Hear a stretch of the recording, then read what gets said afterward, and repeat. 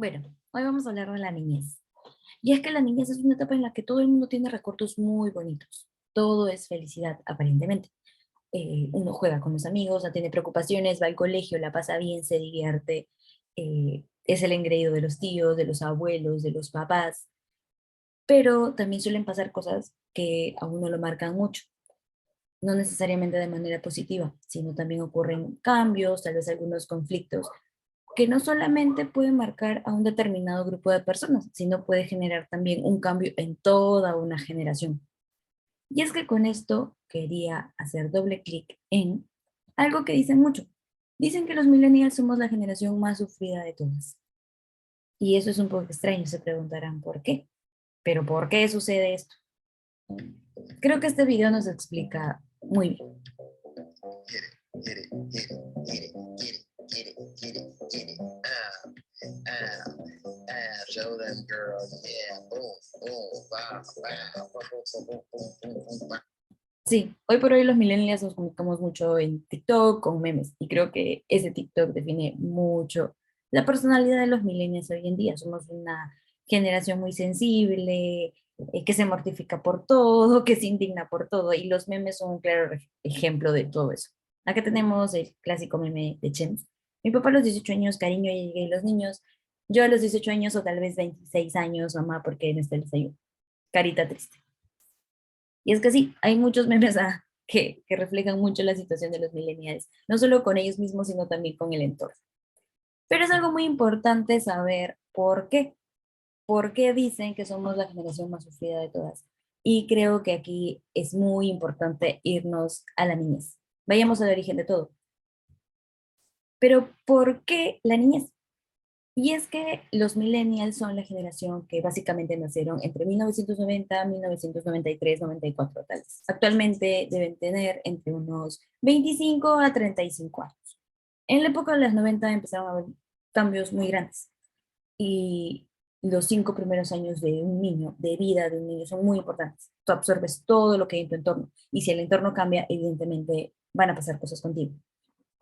Y uno de esos cambios muy importantes es de que hay estudios que dicen que en la época de los 90, al menos en el país, en Perú, hubo un crecimiento del 30% en familias disfuncionales.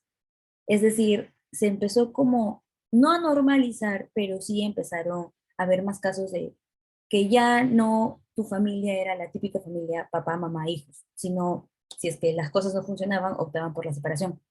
Entonces, ya no solo tenías a esta familia tal vez grande, numerosa, abuelos, tíos, papás, mamás, juntos todos en la casa, que era lo normal en la época de nuestros papás, sino también tenías a una mamá soltera que podía criar a su hijo o un papá soltero también. O los abuelos fueron un punto muy importante que también apoyaban mucho a nuestros padres en la crianza de los hijos. Es aquí también donde los millennials empezaron un poco como a tener más libertad, a poder resolver sus cosas solos en el colegio por ellos mismos, por ejemplo, ¿no? Y si bien es cierto, hay rebeldía en la época de la adolescencia, en los 90, por ejemplo, esto creció mucho, más que todo en los colegios nacionales. Si bien es cierto, eso es ya más adelante, cuando uno ya termina justo su niñez y empieza con esto de la adolescencia. Esto también se da porque los millennials empezaron a tener mayor accesibilidad a la información.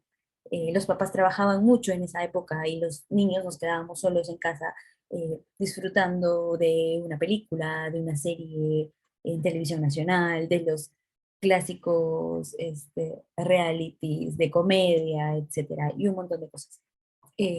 Para los millennials, al menos los niños en esa época, había un gran valor a lo que era la amistad. Muchos millennials de hoy en día, la amistad que comenzaron con un amiguito a los 5 años, es posible que hasta ahorita lo sigan teniendo. Es más, hay estudios que dicen de que la generación millennials son la generación también que tiene más fidelidad con los amigos, que en un aproximadamente entre 20% a 25% los millennials que mantuvieron una amistad desde los 5 o 3 años son amistades que todavía siguen viendo y siguen frecuentando. Y es que como también hubieron cambios muy drásticos, básicamente en la familia en esa época de los 90, somos tal vez la última generación que pudo disfrutar de estas bellezas y de estos juegos. no empezaba con fuerza todavía la era digital, entonces los millennials se podría decir de que fuimos la generación que en infancia la pasó súper bien con este tipo de juegos, con el rombo en los colegios, con el trompo, la cuerda, el pegaloco en los autobuses, eh, los típicos juegos de barrio con el matagente, las chapadas, la cuerda de colores. Creo que todo esto para esta generación en la época de infancia fue en la época de la niñez, fue muy importante, porque ayudó a compensar un poco las carencias del lado tal vez familiar, disfuncional que ya les venía comentando. Eh, fue o fuimos tal vez la última generación que pudo jugar y deleitarse con estos típicos juegos de persona a persona, ver a la persona para poder jugar algo en los parques, se llenaban los parques, existía mucho deporte en aquella época también. Y claro, hoy en día, por ejemplo, la nueva generación, la generación de los centennials, no conoce definitivamente nada de esto. Y es que sí, somos una generación muy especial, que hubieron muchos cambios en nuestra niñez, época muy importante donde se empiezan a desarrollar factores que te ayudan para el resto de toda tu vida, pero también es una generación que supo cómo divertirse y cómo darle la vuelta a todo lo negativo que pudo estar pasando en el contexto. Se dice que la niñez es la mejor etapa de nuestra vida, y considero también que la más corta, en la cual pues vivíamos en un mundo donde todo nos parecía novedoso, maravilloso. eh, Íbamos por el mundo sin ningún tipo de preocupación, ¿no? El pensar de qué voy a comer mañana o qué trabajo tengo que realizar, no se nos pasaba por la mente a esa edad. Creo que nuestra única preocupación era el poder jugar hasta decir basta, reír, hasta quedarnos sin aire, literal, y donde también nuestra única herramienta de trabajo, pues, era nuestra imaginación, ¿no? Considero que éramos muy felices con algo, con el regalo más sencillo, ¿no? Desde una pelota de trapo, pues, hasta la pelota más cara, en realidad no veíamos el tema de la diferencia. En lo personal, extraño mucha esa edad. Y lo que más me gusta de los niños es el que andan por la vida sin ningún tipo de malicia, sin juzgar al amigo o al prójimo, ¿no? Y considero que también en la infancia es donde nosotros nos conocemos, y a la vez también el mundo que nos rodea, y en donde podemos adquirir ciertos conocimientos, aprendizaje, que nos van a ayudar para poder forjar pues nuestro carácter, nuestra personalidad, ¿no? Y al mismo tiempo, considero que es una edad en la cual somos muy vulnerables, en donde cualquier experiencia no grata suele marcarnos e incluso tener consecuencias para nuestra adolescencia o adultez si es que no hemos logrado superarlo. En realidad, pues, quien no recuerda su niñez, alguna travesura que haya realizado y no sonríe. En realidad, eh, una etapa que nos marca mucho, ya que cada experiencia que hemos vivido a esa corta edad se recuerda, ¿no? Se recuerda, y considero en lo personal de que aprendemos de los adultos. Somos personitas que cada enseñanza que nos dan los adultos lo tomamos o se nos quedan marcados y nos suelen durar hasta esta edad. En realidad es una etapa muy maravillosa, y tengo gratos recuerdos de esta edad y coincidimos con mis compañeros de que el tema o el título de que es la mejor etapa de nuestra vida es, es nuestra infancia.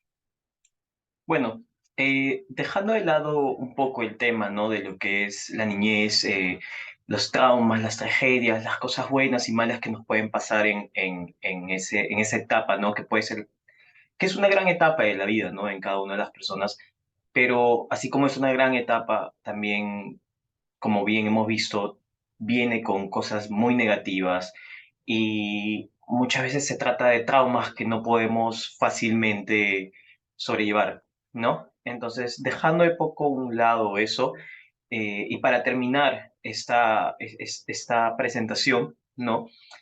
Vamos a hablar un poco de lo que hemos ganado también nosotros a través de todo el curso, ¿no? Lo que hemos ganado a través de los trabajos, también gracias a la profesora que nos ha dado nos ha ayudado tantísimo con sus enseñanzas, con los videos presentados, ¿no? Y con las tantas técnicas que nos ha presentado en cada una de las sesiones.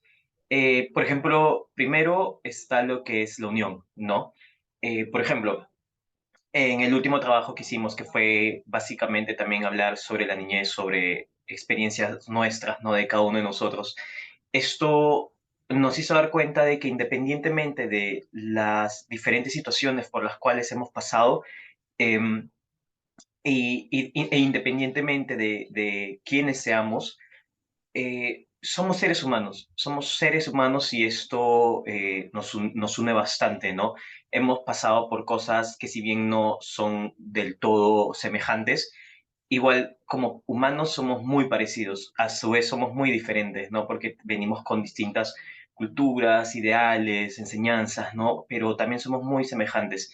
Y esta última experiencia que tuvimos de relatar nuestras historias nos unió bastante debido a eso, porque como digo, somos seres humanos y empezamos a conectar un poco más entre uno y el otro, ¿no? Entre los tres que somos, que empezamos siendo desconocidos desde el principio del ciclo hasta que nos tocó pues juntarnos, no éramos simplemente un trío de desconocidos, por así decirlo, y logramos congeniar muy bien, logramos conversar bastante en nuestras reuniones y ver que podíamos, ¿no? Unificarnos como grupo, ¿no? Unificarnos los tres y llegar a hacer todos estos trabajos que hemos venido haciendo durante el ciclo. Y eso es algo que hemos aprendido, ¿no? Una de las principales cosas que hemos aprendido, lo que es la unión.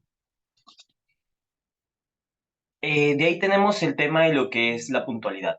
Hemos visto y creo que muchos sabemos que la puntualidad es algo importantísimo, ¿no? En tanto en el ámbito laboral como profesional, en lo que es la vida cotidiana, ¿no? El tener que asistir a tus clases, el tener que levantarte temprano para llegar a alguna cita. Es algo, si bien es cierto, no es un valor, la puntualidad es un valor muy importante que lamentablemente aquí en el Perú no se tiene muy bien desarrollado, por algo muchas veces la gente habla de lo que es ¿no? La hora peruana, ¿no? Te digo, llego en media hora, pero en realidad estoy llegando como en 2 horas después, ¿no? Pero nosotros hemos demostrado en este grupo que hemos conseguido los tres, tanto Andrea, Kelly y yo, Oscar, hemos logrado eh, ser personas que nos hemos dicho, ¿no? Oye, si vamos a tener reuniones, si nos vamos a juntar tal día, si vamos a hacer vamos a coordinar tal cosa, a tal hora la pactamos y ahí estamos. Es más, con tiempo no agarramos y decíamos, hay que crear un enlace de Zoom y lo ponemos, ya está listo, cada uno su calendario y ahí estábamos. Y eso es algo sumamente importante porque, como digo, ¿no? La puntualidad es un valor que debemos desarrollar bastante aquí en nuestra sociedad, en lo que es la mente de nosotros, ¿no? Los peruanos. Muchos lo podemos haber desarrollado, otros no, pero es algo que todavía se tiene que poner en práctica bastante. Y bueno, la puntualidad va bastante también de la mano con lo que es el respeto, ¿no? Si bien, como digo, van de la mano, ¿por qué? Porque ser puntuales significa respetar el horario de los demás. ¿no? Nosotros, cada uno tiene una vida distinta, cada uno tiene tiempos totalmente distintos y los manejamos de distintas maneras, pero nosotros acordamos bastante en lo que es tipo, como dije, no hay que llegar a tener una hora bien pactada, vemos cada uno cuáles son esos horarios y decimos, bueno, sí, si no, en todo caso uno puede hacerse un espacio acá, ¿no? Pero respetamos bastante eso, ¿no? Está el hecho de que el respeto es algo muy, muy también importante, al igual que los otros dos valores, ¿no? Que, como la unión y lo que fue la puntualidad. El hecho de respetarnos es algo muy esencial también porque, si bien es cierto, no podemos ser puntuales, pero muchas veces uno no sabe, uno de nosotros puede tener algún altercado, ¿no? Algún problema, un súper inconveniente que pasa y a todos nos ha pasado y nos puede seguir pasando, ¿no? Entonces, es muy importante eso de siempre no comunicarlo, obviamente, ¿no? Si la persona nos lo comunica, nos dice qué es lo que ha pasado, obviamente lo vamos a entender porque nos respetamos y hay esta unión que comenté también al principio, ¿no? Hay esta cosa que nos unificó y obviamente el respeto está ahí, ¿no? De que está el respeto en que nos lo comunique la persona que tiene el inconveniente y está el respeto en nosotros de saber escuchar y comprender, ¿no? Y no solo eso, sino también como tal imagen que pueden ver lo dice, ¿no? El respeto se trata de no cerrarnos, ¿no? Nuestra mente, nosotros podemos tener distintos pensamientos, distintas ideas, ¿no? Pero hay que saber abrazar al otro, ¿no? Hay que saber entender la mente del otro. Podemos ver, por ejemplo, del lado izquierdo a una persona, no se ve la figura una silueta de una persona normal, pero a su costado se ve como una persona más cuadrada, ¿no? Lo que podemos interpretar de esto es de que no importa qué tan cerrada sea la mente de uno, hay que abrazarlo, hay que respetarlo, hay que juntarnos y hay que aprender del uno del otro, porque todos podemos aportar algo bueno, de todas maneras, ¿no? Claro, no digo que esté mal, ni bien que seamos de mente cerrada, siempre hay que abrirnos, ¿no? Hay que estar siempre dispuestos al cambio, a las nuevas experiencias, ¿no? Entonces, pero aún así hay que siempre respetarnos los unos a los otros y eso es algo que nosotros en el curso también hemos aprendido bastante. Por eso iba también. Y todos los justos, si se dan cuenta, lo que estoy comentando, todo va de la mano, todo es una cadena de cosas, de valores, de principios que van unidos y terminan logrando que nosotros cerremos este ciclo, ¿no? De una forma muy, muy satisfactoria, ¿no? Que tanto para Kelly, para Andrea y para mí. Por último, tenemos lo que es la empatía. Eh, Esta nos ayudó bastante a ponernos en el lugar del otro cuando se trataba de si tenía algún problema para presentarse en el momento que habíamos pactado algo, o si tuvo algún problema, X razón, X motivo que haya pasado, sabíamos entenderlo. eh, a través de una buena comunicación, ¿no? Siempre nos comunicábamos por el WhatsApp, el celular, una llamada, un mensaje. Hay miles de maneras, ¿no? Y eso lo entendemos, lo tenemos bien claro nosotros y supimos cómo manejar nuestros tiempos, cómo entendernos, ponernos en el lugar del otro y poder salir adelante frente a cualquier situación, ¿no? Que se nos haya puesto por encima. Tal como se puede ver en imagen, hay que ayudar a solucionarle, también hay que saber ponerse en uno del otro y desamarrarlos de ese problema, ¿no? Quitarles ese nudo, ayudarles a, sim- como se ve ahí, tal cual, jalemos de esa cuerda para poder ayudarlos, ¿no? A sacar ese problema que tienen en la cabeza o esa situación por la cual están pasando y ver qué podemos hacer, ¿no? Jalar esa cuerda y ver de qué otra forma podemos ayudarnos entre nosotros. Como dije, es todo esto que he mencionado, son cosas que van de la mano de una de la otra, ¿no? De hecho, hay muchas otras cosas más que hemos aprendido, pero nos parece que estas son las principales, las más importantes. Y bueno, con esto creo que podemos dar cerrada la presentación y queremos agradecer quiero agradecer, ¿no? Principalmente a mis compañeras y a nuestra profesora por habernos ayudado tanto y enseñado tantísimo, ¿no? Durante todo este ciclo y cada una de las sesiones que hemos pasado. Gracias.